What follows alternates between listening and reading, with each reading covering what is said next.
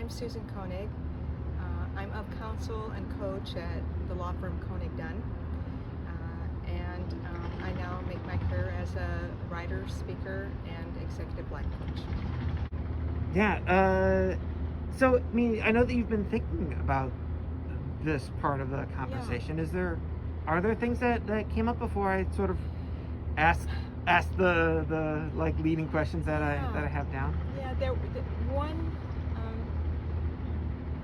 One thought I had as I thought about the 100 People Project is how we all have a tendency to look at other people and say, I wish I could be more like them.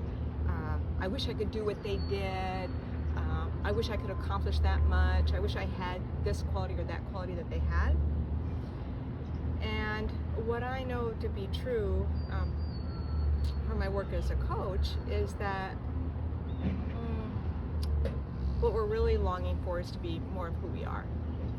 And so if this project helps people to see that they too have their unique contribution to make, then you've fulfilled something, greater than a community event, a community experience, or a great series of works of art.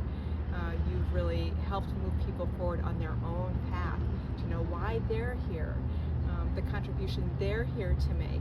And if other people inspire them, that's beautiful. My hope is that it's only inspiration and never comparison, right? Because we all have unique gifts. Yeah. We all have unique gifts, and we're all here to make a contribution. Right. So that's so true. that's what came to me as I thought about the importance of this project and why I love it so much. Oh, that's really so nice. honored to be a part of it. That's great. And I know that like living or working sort of near you for as long as it's been a long time. Yeah. I've been next door for 12 years now. I know. There were a lot of different ways that you sort of popped into my life, or ways that I came to know you or know stuff about you, and they always seem to be things that were thoughtful and slow, and things working for other people to have a chance to live their best lives. Yeah. That's really like an incredibly admirable and beautiful thing. I love you. I can't really say enough good things about you. You're so sweet. Oh. When you're a person of privilege, you have this incredible opportunity to be of service, and in ways that others who are struggling to stay alive can't step into. And so I feel very much it's a duty and a privilege and a great joy. And I think if we all better understood our power to do that, not by being like someone else, but by being who we are, we'd all have more joyful lives, easier lives, richer lives. So I think that in this project you've captured people who have discovered that, people who have come to know who they are, why they're here, and what their gift to bring is to the world. And I think for many of us, it wasn't something that we intellectually chose. That might have been the case for me with law, but not when it comes to being an advocate or a guide. Like, that was just who I was. Yeah. And then eventually, I've been around long enough, I figured it out, and I get to be that in the world. And then I love my life. I love my life so much. It's particularly challenging for many of us who feel passionate about many things. I remember the first time I heard you ask someone, what are you passionate about? And I thought, if you ask me that, we are not going to have enough time for this conversation. Yeah. And nevertheless, if we keep making choices that are in keeping with what we are clear about, or what we sense is right, and we just put one foot in front of the other on that path, eventually, you know, if you're lucky enough to live as long as I've lived, you get to look back and you say, oh, I was on that path all along. It was Yeah. always there for me. Yeah. Isn't that funny? Yeah, and I couldn't see it at the time. I couldn't see the teachers who were my teachers. I couldn't see my failures as being my greatest gifts and learnings and setting me on the next right path. So, it's one of the great joys of living a longer life and aging. It's why I get excited about thinking about, you know, universe willing, being a centenarian one day. Mhm. You know, why I want to live today as though I need this body to be around in another, you know, 35 years. Yeah. It's because it just keeps getting better and better in my world.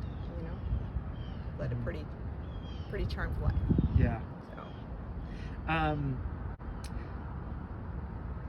What's the most beautiful thing you've ever seen? So the most beautiful thing I've ever seen has been the discovery of another human being seeing who they really are. It's the most beautiful sight when someone has been so worried about who they were, and then they have a moment where they discover it. It's the most beautiful thing I've ever seen. Yeah. Yeah.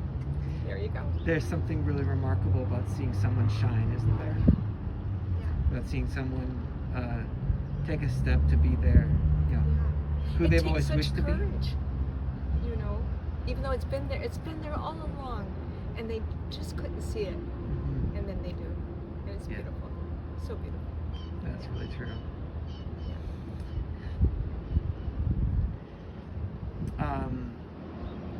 When was the last time you took pride in an accomplishment? The last time. The last time you took pride in an accomplishment? Well, I took pride that I just wrapped up a piece I've written on perfectionism, and I take pride in it because I had all of the tendencies of a perfectionist. I don't identify as a true perfectionist, but it can bump up for me every now and then. And I struggled with all of the challenges of, you know, postponing and overthinking and criticizing myself and all those things that come along with it. And I finally submitted it for publication this week, and that was my latest accomplishment.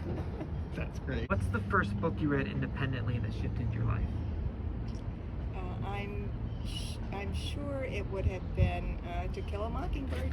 Yeah. You know, it's a classic, but it was, you know, it was all of that inspiration of justice, Mhm. of taking a stand, of revealing to your family who you were, and hoping that they would understand. Taking a stand for an individual, but really for something greater than that person, for your community and just for the world. So I think that's what touched me about the story. It was a Do you classic remember one. when you read it?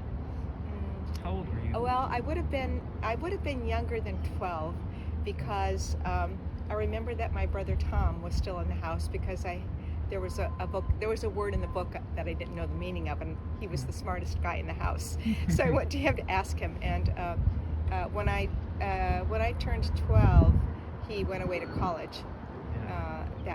So I would have been reading it in the summer, so I was probably about 11, and he went away to college that fall, and you know, was always my hero of the wise, older, intelligent brother that I turned to when I wanted to know something. Do you remember